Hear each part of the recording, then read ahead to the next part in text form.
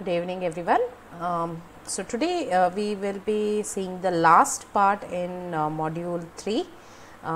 In the last video we have already gone ahead and seen onboard communication interface, and I said that there is one more types of interface, communication interface, known as external communication interface. So today in brief we will see all the external communication interface. When we say external communication interface, that means that these are the different communication protocols or channel that are interconnecting an embedded system with the external devices. So there are various external communications interface that are being used in embedded systems these days. So let us see one by one each of it. So the first one what we will be seeing today is RS232, RS recommended standard 232. This you might have seen this in a lot of computer devices or even in the laptop. There are slots, RS232 connectors. So recommended standard 232 is a full duplex wired asynchronous serial communication interface. When I say full duplex, that means both transmission and reception can occur simultaneously. It's wired asynchronous, that means there is no clock synchronization required for this communication interface. It is an extended UART communication signal. The communication that occurs is according to the UART principle. UART we have seen in onboard communication interface. We have already gone ahead and seen what is UART. And another point to be noted in RS232 kind of interface is that it adheres or follows the EIA standards. Generally what we consider is logic 1 or logic 0 is the data transmission that occurs in terms of logic 1 and logic 0. So bit 1, bit 0 is defined in voltages as 0 and plus y. 0 is bit 0 and plus y or 3 volts considers bit 1. But here in EIA standards, logical 0 is considered as voltage level from plus 3 volt to 25 volt, and logic 1 is considered as minus 3 volt to minus 25 volt. So that's the EIA standards, and RS232 adheres to this EIA standards. These RS232 connectors are either 9-point connectors or 25-point connectors. 25-point connectors these days are absolute. There is no 25 pin connectors, but you can see DB9 9-pin connectors used in most of the embedded system in RS232. RS232 these days are not being used much because of the new entrants like Bluetooth, Wi-Fi, Zigbee. RS232 has taken a backseat. This is all about RS232. Sorry. Second external interface we will go ahead and see is Universal Serial Bus, very popularly known as USB. Most of us know about USB connectivity. It is also a wired connectivity like what we have seen RS232. Similarly, even USB is considered as a wired high speed serial bus interface, and this wired the physical connection that occurs between the USB host and the peripheral devices can be established using the USB cables. You can see that USB connection generally follows the star topology. You can see that there is a USB host to which the peripheral devices are connected, and this physical connection is made through the cable called as USB cable. USB cable can be up to 5-meter distance. It supports around 5-meter distance, and even the one hub can be connected with another hub. So that's how the star topology can include more peripherals for the connectivity and data transmission. So you have in USB we have two different types of connectors that are used. One is known as type A connector and the other one is known as type B connector. So type A connector is the one which makes upstream connection, that means it is the connection that is being made with the host, whereas type B connector is used for downstream connection. That means if we want to connect slave devices, the other end is connected through type B. So we have 4 different types of data transfer. There are 4 different types of data transfer that we can do using USB. the different types of data transfer control signals. We can transfer control signals. Bulk data transfer can be done. Isochronous and interrupt related data transfer can be done using USB. The third kind of external interface that we will be going ahead and having a look at is IEEE 1394, which is also known as FireWire. This is this as well is a wired high speed serial communication bus, and it is, since it's wired, obviously you know, we are having a cable length of around 15 feet can be you know, supported through IEEE 1394 connection. So here the connections can be, or here the data transfer can be either a point to point data transfer, that is only one master and one slave, or else it can be a point to multi point communication.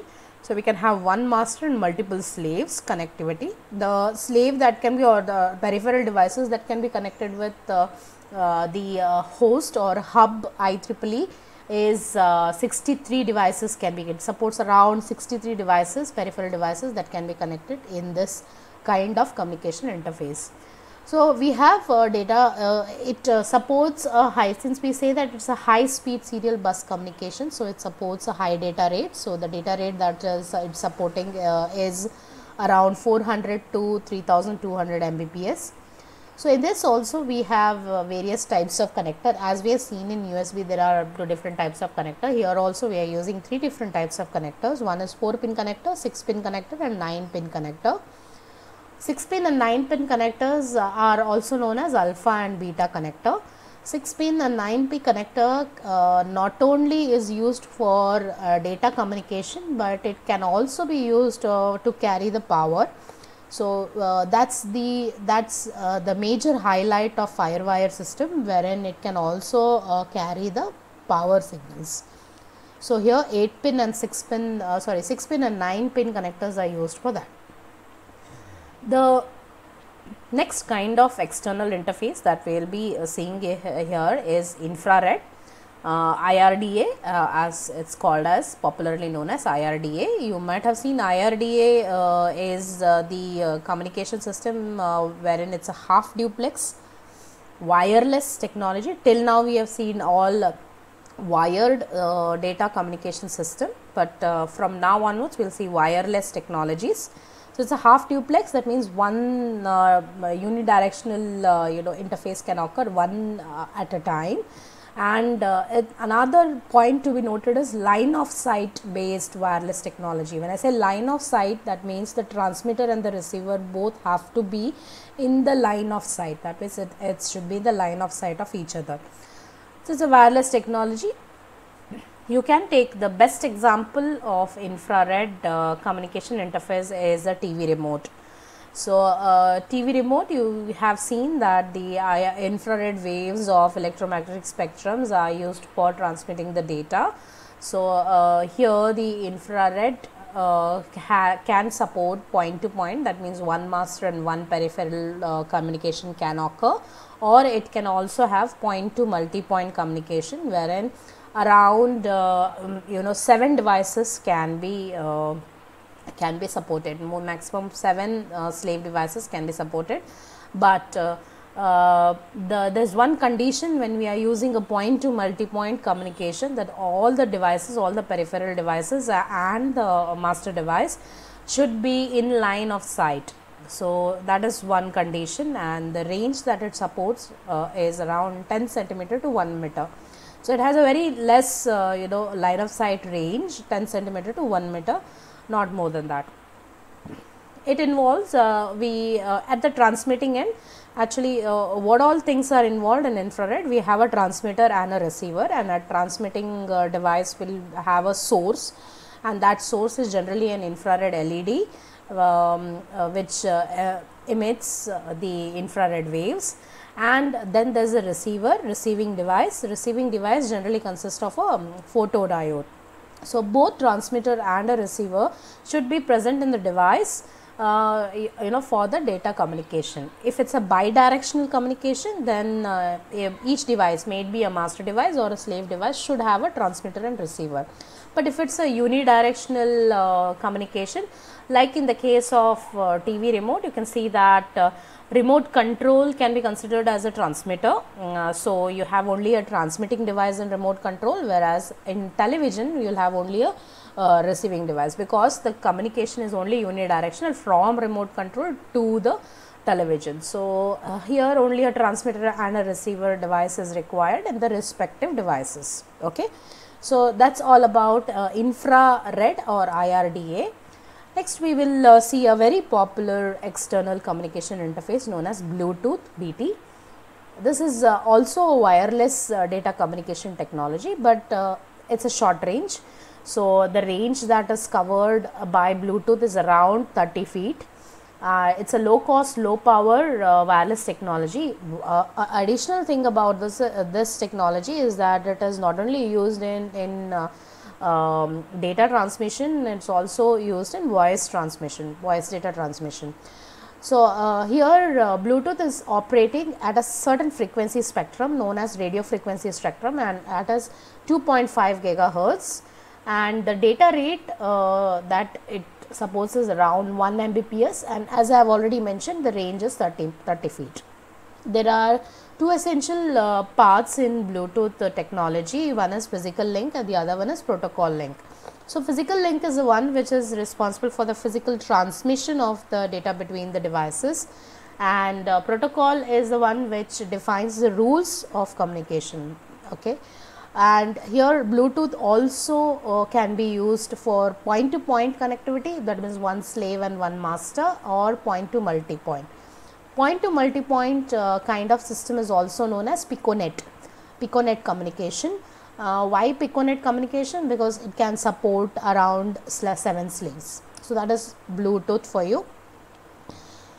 We have next is whatever other next communication system. Till now we have seen wired communication, wireless communication. Now we will see network communication devices. So network communication devices, the first device that we will be seeing is wireless fidelity, also known as Wi-Fi, popularly known as Wi-Fi.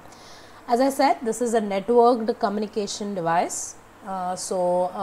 Here we have the Wi-Fi. Wi-Fi generally runs on IP based communication or internet protocol based communication. So when we have an IP based communication, each device that is being networked or each peripheral that is being connected through Wi-Fi has its own IP address. Okay, has its own unique IP address. That's the identification number, or that's the identification of each devices. Here in Wi-Fi, we also need an intermediate for the connectivity. That intermediate is known as Wi-Fi router. So Wi-Fi router will be the one which will be responsible for making the connectivity between the devices that are connected in the network. It will be responsible for restricting the access. That means out of the network none of the devices should get connected. So restriction on the access is done. Assigning IP addresses to different devices. If device 1, 2 and 3 needs to make a connectivity, then assigning a IP address to these three devices will be the responsibility of Wi-Fi router. Also routing the data packets, because here the communication occurs in terms of data packets. That means the splitting of the actual data stream occurs in data packets, and these data packets are transmitted and received by the devices. Okay, so routing these data packets is also a responsibility of Wi-Fi router.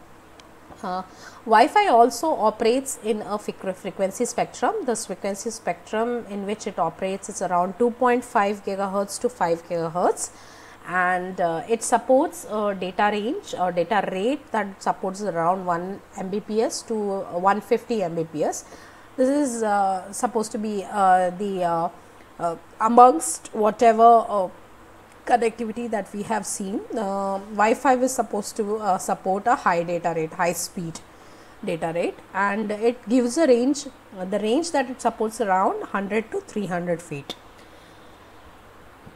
Next, networked communication protocol. that we'll be studying is ZigBee. ZigBee is also considered as a low cost, low power wireless network communication protocol, and it's also a very popular network communication protocol, and this supports a mesh topology. ZigBee operates at a radio frequency spectrum of 2 GHz to 2.5 GHz. In fact, it operates in many spectrums. The popular spectrum in which it operates is 2 GHz to 2.4 GHz radio spectrum, and the range that it supports is around 100 meters, data rate of 20 to 250 kbps. The data range is not that high, so the data rate is quite low, that is around 20 to 250 kbps. Now, as we said that it supports a mesh network, so in the network we have different categories of the devices. So, ZigBee devices are categorized as ZigBee coordinator, also known as ZC, ZigBee router known as ZR, and ZigBee end devices, that is ZED. So, these ZC and ZR are considered as intermediate connectivities, whereas ZED is the end devices or peripherals to which the connections needs to be made. So, ZC or ZigBee coordinator acts as a host or a root, and this is the one which is responsible to make the connectivity between either the router or the end devices.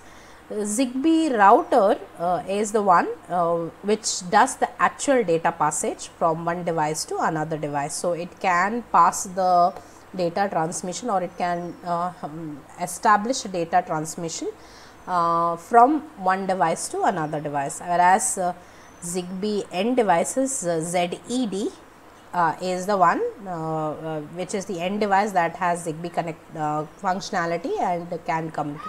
So, here the ZigBee end devices cannot communicate with each other, they have to communicate through either ZR or ZC, that is router or coordinator. Okay. So, this is a ZigBee network model that it follows. The last external interface that we will be studying today is General Packet Radio Service, or popularly known as GPRS. GPRS is these days being replaced by some newer technologies like Edge or high speed downlink packet access, or also known as HSDPA. Here GPRS is basically used for mobile data communication, and the transferring of the data over the mobile communication occurs through the network like GSM. So, here also the data is being transmitted in the form of packets, and it is the responsibility of the transmitting device to split the data stream into packets, and at the receiving end the packets are received, reconstructed and are combined to get the actual data stream. So, this also supports internet protocol IP, and we have point to point protocol also is being supported by GPRS.